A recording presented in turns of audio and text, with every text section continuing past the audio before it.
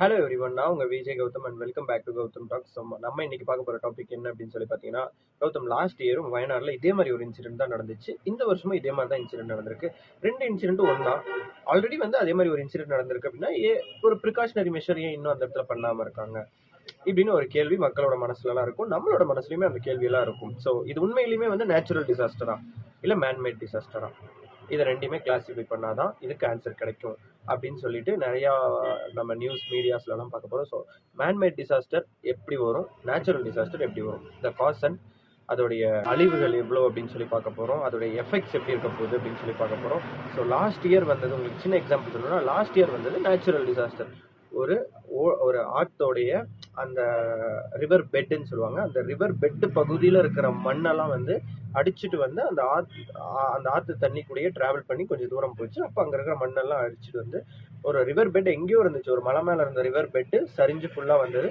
அது கூட வந்து இருந்த தண்ணியும் அளவுக்கு அதிகமாக பெஞ்ச மழையும் காரணமாக தான் அந்த ஒரு டிசாஸ்டர் நடந்துச்சு. அப்போ அந்த தண்ணியில் அந்த ஃப்ளோவில் அப்படியே வந்துட்டு இருந்தது, மண் எல்லாத்தையும் அழிச்சிட்டு வந்து நிறையா குடும்பங்கள் நிறையா வீடுகள் எல்லாத்தையுமே அழிச்சிட்டு போயிடுச்சு. இது வந்து நேச்சுரல் டிசாஸ்டர். இதை வந்து நம்மளால் தவிர்க்க முடியாது. பட் வந்து கண்ட்ரோல் பண்ணலாம். கண்ட்ரோல் பண்ணலாம் எப்படின்னா, அது வர ஜோனில் நம்ம வீடு கட்டக்கூடாது, நம்ம வந்து அந்த இடத்துல வாழ கரெக்டான ஏரியா கிடையாது அப்படின்னு சொல்லி ஸ்ட்ரிக்ட்லி ப்ரொஹிபிட்டட் பண்ணும். ஸோ இது வந்து இன்னொரு பார்ட். இங்கே நேற்றுக்கு, அதாவது இந்த ஒரு வீக்கில் நடந்த ஒரு இன்சிடென்ட் பார்த்தீங்கன்னா, இது வந்து மேன்மேட் டிசாஸ்டர். எனக்கு ஒருத்தன் புதுசுக்குன்னு மேன்மேட் டிசாஸ்டர்னு சொல்லிட்டேன் அப்படின்னீங்கன்னா, உண்மையாகவே அது வந்து மேன்மேட் டிசாஸ்டர் தான். என்ன அப்படின்னு பார்த்தீங்கன்னா, ஒரு மலையை குடஞ்சி அந்த பக்கம் வர்றதுக்கு சுரங்கப்பாதை அமைக்கும் பணியானது நடந்துட்டு இருந்திருக்கு அந்த ஒரு ஏரியாவில்.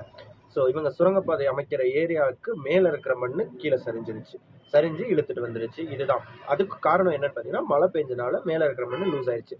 இது வந்து நேச்சுரல் டிசாஸ்டர் கிடையாது.